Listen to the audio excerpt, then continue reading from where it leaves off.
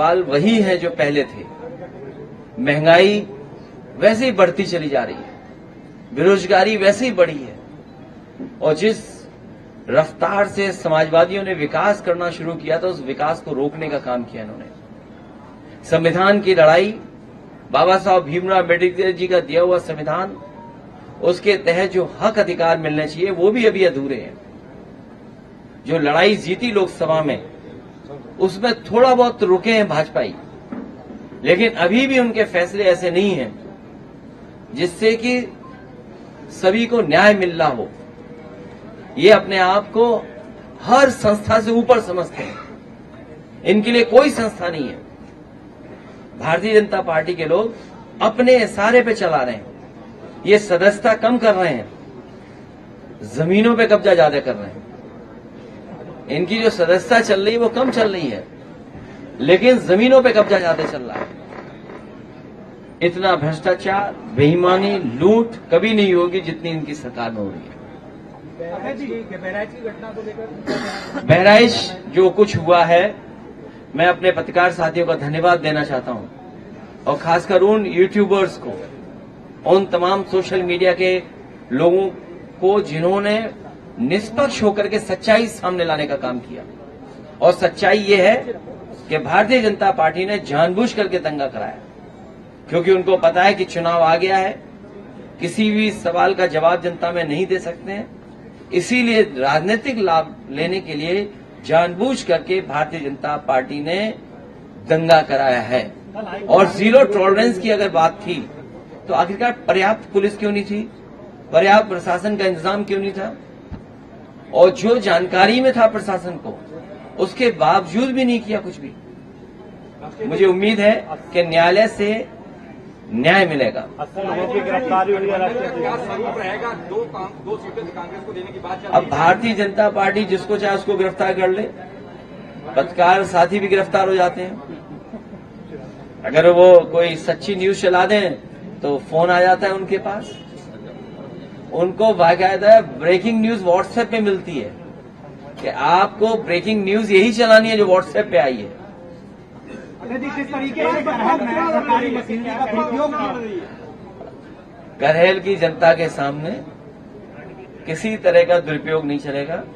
सामने से दुरुपयोग दिखाई देगा, लेकिन वही अधिकारी कहेंगे अरे जीत तो आप ही रहे हो, हम समर्थन आपका ही कर रहे हैं। अच्छा जी, नामांकन प्रक्रिया शुरू हो चुकी है, लेकिन अभी तक प्रत्याशी नहीं कुछ पाए सीटों पर। अभी चाचा ने जो कहा वो ठीक कहा कि उनके पास प्रत्याशी नहीं है, ढूंढ रहे हैं। बीवाई चंद्रचूड़ को लेकर, कांग्रेस गठबंधन को लेकर के क्या कहेंगे? कांग्रेस कह रही है कि हम चुनाव नहीं लड़ेंगे, नाराजगी दिखा रही है कि हम 2 सीट नहीं चाहिए। अभी नामांकन चलने समय है, ये हम 2 दलों की बात है, हम लोग रास्ता निकालेंगे। अच्छा जी, अयोध्या की मिल्कीपुर सीट जो थी उसको कानूनी पेचीदगी का स्वरूप दिया गया, लेकिन ऐसा कुछ है नहीं वहाँ, क्या कारण है? सच्चाई आप भी जानते हो, जिस सरकार ने बीएलओ हटाए हों, सब अधिकारियों को हटा दिया हो, अपनी मनमर्जी के अधिकारी पोस्ट कर दिए हो, मुख्यमंत्री जी एक बार नहीं कई बार गए, कई बार विकास का पैकेज भी दिया उन्होंने, और जब इंटरनल सर्वे करवाया उन्होंने तो इंटरनल सर्वे में बीजेपी हार रही थी। फिर मुख्यमंत्री ने बार बार कार्यक्रम लगाया, और बार बार कार्यक्रम लगाने के बाद सर्वे करवाया, उसमें भी बीजेपी हार रही थी।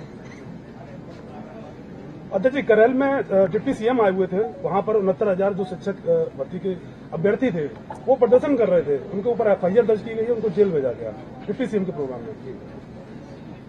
मैंने पहले भी कहा आपसे कि ये किसी को न्याय नहीं दे सकते। भारतीय जनता पार्टी किसी को भी न्याय नहीं दे सकती। जो न्याय नहीं दे सकता वो सम्मान भी नहीं कर सकता। और लोकतंत्र की खूबसूरती यही है कि अगर कोई विरोध कर रहा है, कोई नाराजगी है, तो कम से कम उसकी बात सुननी चाहिए। ये जो सत्ता की ताकत से जो मुकदमे लगाए या जेल भेजा है या उनको परेशान किया जा रहा है, यही जनता है, इनका हिसाब किताब करेगी इस चुनाव में। एक बार मुख्यमंत्री, उप मुख्यमंत्री और कई बार रोजगार के मेले, विकास के मेले जो है दिखाई, क्या लगेगा? अब सरकार पे उतना समय नहीं है जितना समय था उन पर। जितनी सरकार चल रही है अब उतना भी समय उनके पास नहीं है। ये सरकार जाने वाले लोगों की है। जनता इनको इस चुनाव में हरा करके विदाई का रास्ता खोल देगी। टीएपी खाद को लेकर मारामारी चल रही है। कहीं खाद नहीं है। और अभी मान लीजिए धान तैयार होने जा रहा है, क्या सरकार का इंतजाम है कि किसानों को सही कीमत दे देंगे? जिन लोगों ने कहा कि किसानों की हम आय दोगुनी कर देंगे, धान तैयार हो गया, क्या तैयारी है धान खरीदने की? किसानों को पराली जलाने से रोका जा रहा है। ये पराली वाला बड़ा सवाल है।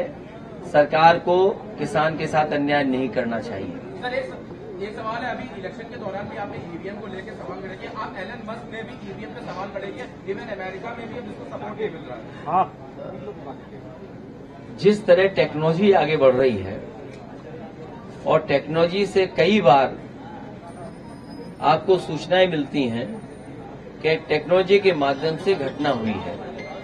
आज ही के अखबार में पढ़ा गया है और किसी अखबार में ये सूचना दी गई है कि सबसे ज्यादा घटनाएं जो आपके टेक्नोलॉजी के माध्यम से होती हैं वो सबसे ज्यादा उत्तर प्रदेश में हो रही हैं। चाहे वो एटीएम से टेक्नोलॉजी के माध्यम से पैसा निकालना, किसी का कार्ड मिसयूज करना, इस तरह की घटनाएं सबसे ज्यादा हो रही हैं। और एआई आने के बाद बहुत सी चीजें बदल रही हैं। जर्मनी जैसा देश जो विकसित है वो अपने यहां कहता है कि अगर ईवीएम इस्तेमाल होगी तो वो अनकॉन्स्टिट्यूशनल होगी। तो जब जर्मनी जैसा देश जो दुनिया में बहुत आगे है, भारत से कई मामलों में बहुत आगे है, जब वो देश ईवीएम के इस्तेमाल को अनकॉन्स्टिट्यूशनल कह रहा है तो स्वाभाविक है कि उसमें सवाल खड़े होंगे, उंगली खड़ी होगी। क्या 2027 में ईवीएम क्या रहेगा क्या? ये विषय अभी का नहीं है। हमारी बात और समाजवादी का पक्ष में लोकसभा में भी कह चुका हूं, वो आप देख लीजिए मैंने क्या कहा। साहब ने एक बयान दिया ये कहते हैं कि बटोगे तो कटोगे, इस तरह के बयान को आप किस तरह देते हैं? हर प्रचार में ये यूज होता है। वो समाजवादियों को बता रहे हैं और पीडीए परिवार को कह रहे हैं कि सब लोग एक हो जाओ। केंद्र की सरकार पार्टी तकनीकी की बात करते हैं और एक बम की एक सूचना आ जाती है, हवाई जहाज वापस करा लिए जाते हैं और हम विदेशों में ट्रिलियन की बात कर रहे हैं। मेरे पत्रकार साथी, आपको मैं याद दिलाना चाहता हूं, उत्तर प्रदेश के मुख्यमंत्री जी ने कहा था कि विधानसभा में आरडीएक्स आ गया है और जब उसकी जांच हुई तो पता लगा है वो खैनी वाला मसाला था कि वो जो कभी कभी लकड़ी के में इस्तेमाल होता है। तो ये बात तो विधानसभा की मैं कह सकता हूं। अब ये बम वाली बात आ रही है तो सिक्योरिटी बढ़ानी चाहिए सरकार को, और सरकार की भी मंशा यही होगी कि सिक्योरिटी बढ़ जाए। अब कहाँ की सिक्योरिटी बढ़ाना चाहते हैं या डराना चाहते हैं, ये तो सरकार ही बेहतर बता पाएगी। लेकिन बड़े बड़े सवाल खड़े हो रहे हैं, बड़े बड़े सवाल खड़े हो रहे हैं।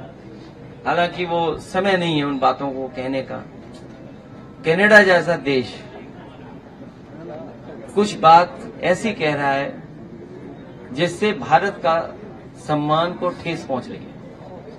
अमेरिका भी वही बात कह रहा है और हम और आप लोग अखबार में कई ऐसी सूचनाएं मिल रही हैं या पढ़ रहे हैं हम लोग, जिन पे स्वाभाविक है चिंता करना पड़ेगा।